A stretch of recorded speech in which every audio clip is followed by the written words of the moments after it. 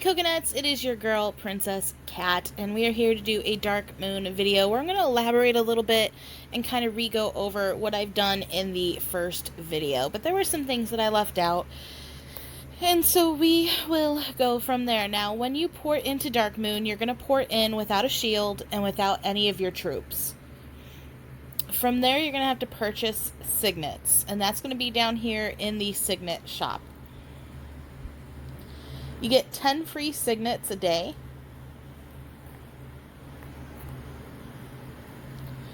And you can use food, wood, iron, stone, silver, and gold to purchase these signets. All these signets are the same, so you're just choosing the way to pay for them. You can get up to 10,000 signets at one point in time.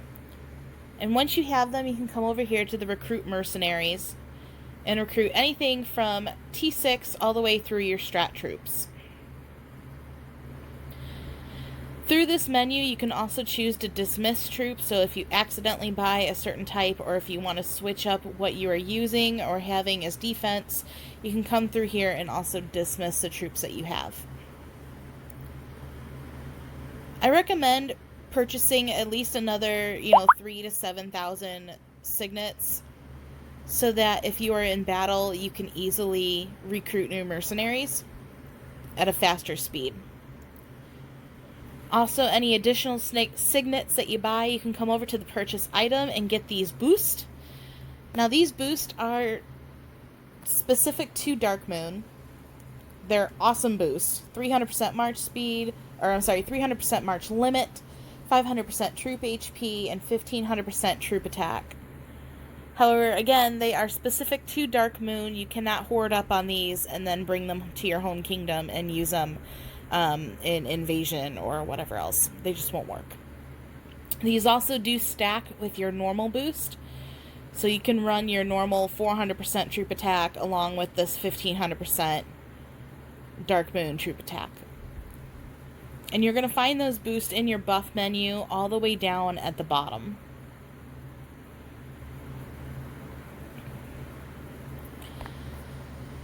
At the beginning of this is going to port you over to the outer limits, or outer border territories, which we see here. And that's when you can start taking on these magic towers. You'll be able to click on them, and let's see if I can find one that has not had any territory claimed on it. And you can declare war. You'll be given alliance signets to start off with, at least enough to declare war on one of these. And it'll go into a 15-minute cooldown or countdown where you'll need to reinforce the tower and lay claim to it. You'll probably not have a lot of fighting at the beginning of this because this map is huge and everybody starts off on the outer territories. Whether the timer goes up or you are in for 15 minutes, as long as you are at the end in the magic tower, it'll then enter a 5-minute cooldown in which it becomes a settlement officially territory.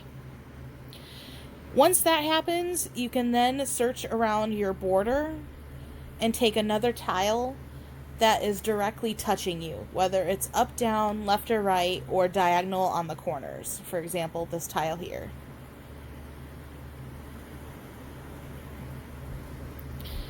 Think of it like you're building a path through Candyland.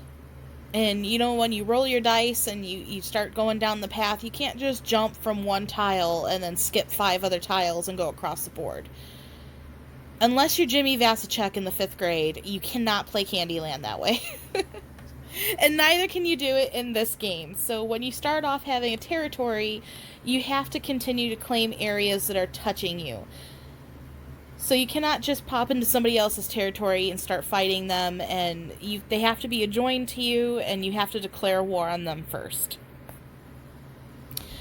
The first 20 alliances to get 20 of these territories under their belt will then be able to choose a color. After that, they can drop off some of those tiles. They don't have to maintain 20. So once you're able to lock in your color, you're good to go, whether you have 20 territories or not. Through this tab, you can also see what your Sanctum race status is and what you need to improve upon.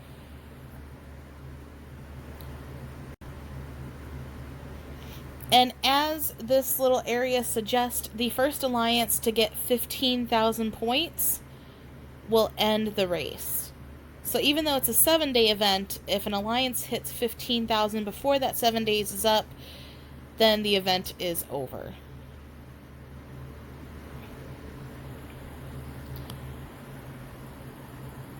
Now, part of the excitement of this is to get to the center of the map.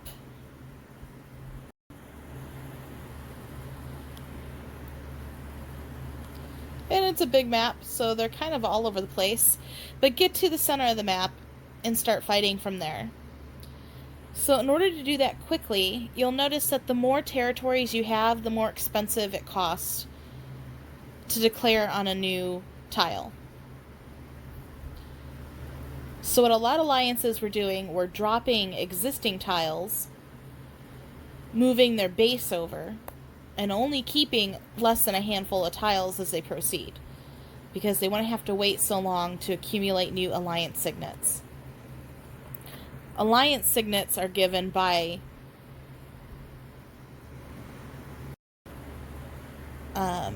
claiming or controlling these magic tower temples.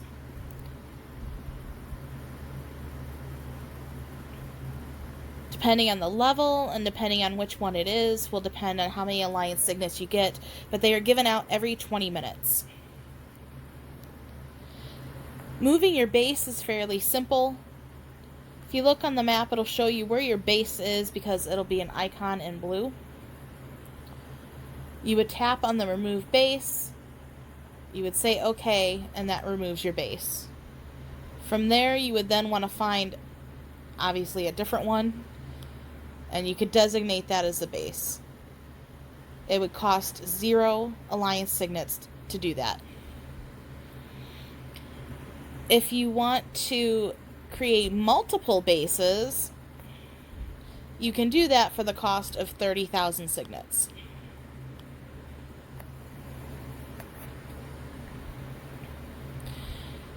You can do a lot of things through here too. If you want to shield your base, you would click on that dove.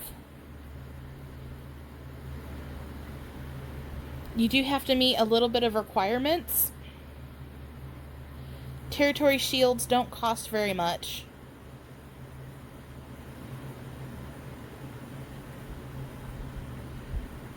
And they last for 8 hours. Now with this beta, there's no way to end the shield early.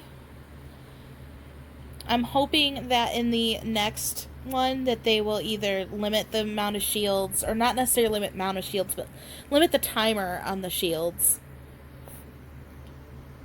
It was nice because this is pretty much going constantly to be able to give your alliance a break. But a lot of alliances were using them to block other people. It's very strategic to use them that way.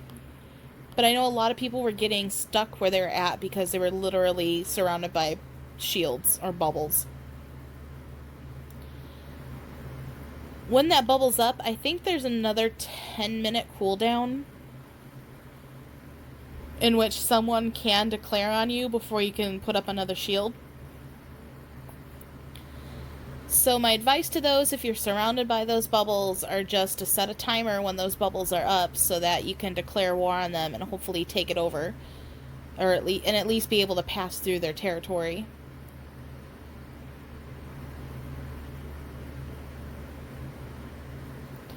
You can also check out your territories by clicking on the Alliance status on the bottom tabs. That's going to pull up what your territory status is, all your towers and temples, and what they give. So we can see that a level 4 magic tower gives 2,000 for every 20 minutes, but the level 3 Dark Moon Temple gives 2,000 for every 20 minutes. Temples are much rarer than the towers, and that is why they give out more. Each tower and temple is also going to have neutral troops in them, and that is the troops that the game puts in there that you need to defeat before you can take it over. And each tower and temple also gives you additional buffs, which can be super helpful when you're fighting. Particularly, we were fond of the troop attack increase when defending the Dark Moon sanctuaries. These are all stackable boosts. It also lets you know how many Alliance Signets that you have in this tab, as well as if you come over to the Alliance Signet expenditure, who was claiming and using these signets for the towers.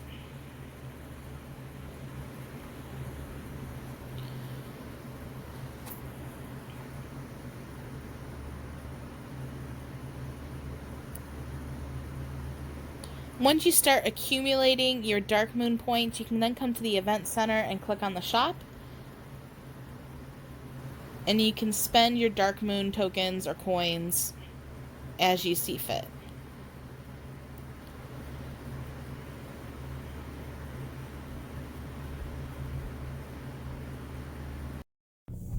So here we are showing a battle that we had. I had a little bit of a couple-minute clip. I can't remember if we declared on them or if they declared on us, because we had quite a few battles with them. I do remember they had taken over our magic tower, and I think this is us trying to reclaim it back. Once they declare war on us, we're able to have 5 minutes to kind of fill up the tower and start defending. And then after that, the battle can begin. They're able to pour over an attack. And this is a prime example as to why having more active players in your alliance can be better beneficial than having a few stronger players. Because for Dark Moon, when you're reinforcing these sanctuaries, temples, towers, whatever you want to call them, or attacking with rallies, there's no march size boost. Or there's no rally cap, I should say. Or reinforcement cap. So combined with the 300% march size boost, along with your 50% or 100% march size boost that you normally can have, you can easily get march sizes up to 5-6 million. So even the smallest a player can be exponentially helpful to taking over or overriding an alliance that's much more powerful than you are. I think this was the only victory that we had. I'm really glad I recorded it. And much like Cap Wars, although there may be a 15-minute timer for you to have to be inside the tower, there's also an overall timer. So we were able to slide in there right before that overall timer timed out, which allowed us to secure the area. You'll also notice we don't have a lot of people in the Black Forest or any, and that's because, much like back at home, if you're in the Black Forest, you get hit and you get burned, you get automatically ported out. So again, the whole point of Dark Moon is to get your alliance points at 15,000 first. And in order to do that, you're going to want to take over the stronger towers and temples, because that's what's going to give you more points. Not just in alliance signets, but just points in general. In order to do that, you want to creep towards the center, and there are different strategies for this. If you're located on the center of the outer edge, a lot of people made a straight path. If you were located in the corners, it made more sense to go diagonally to gain the most ground as quickly as possible.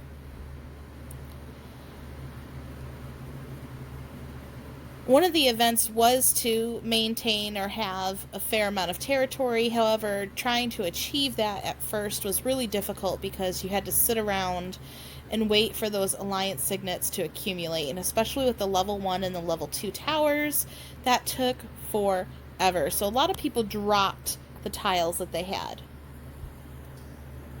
You can do that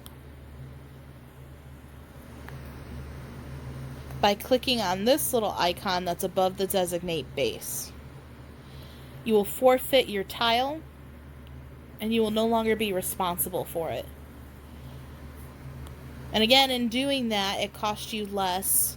The less amount of territories you have, the less amount of signets it's going to cost to take over a new territory.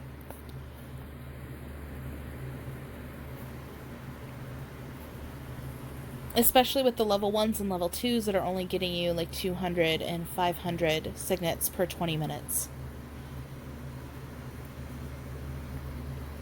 The most powerful base in here is going to be the level 4 Imperishable Fortress. And I want to take this time to congratulate Av for winning. They did it in a crazy short amount of time. I can't even imagine the effort it took. And congrats, you guys. Well deserved.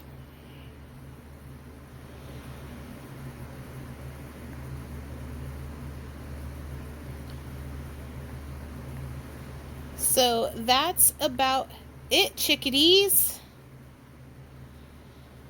Unfortunately, our event is over. And it's a beta event, so what would you like to see that is different in the next events? What would you like to see them tweak? For me, I would like the bubbles to be a shorter amount of time.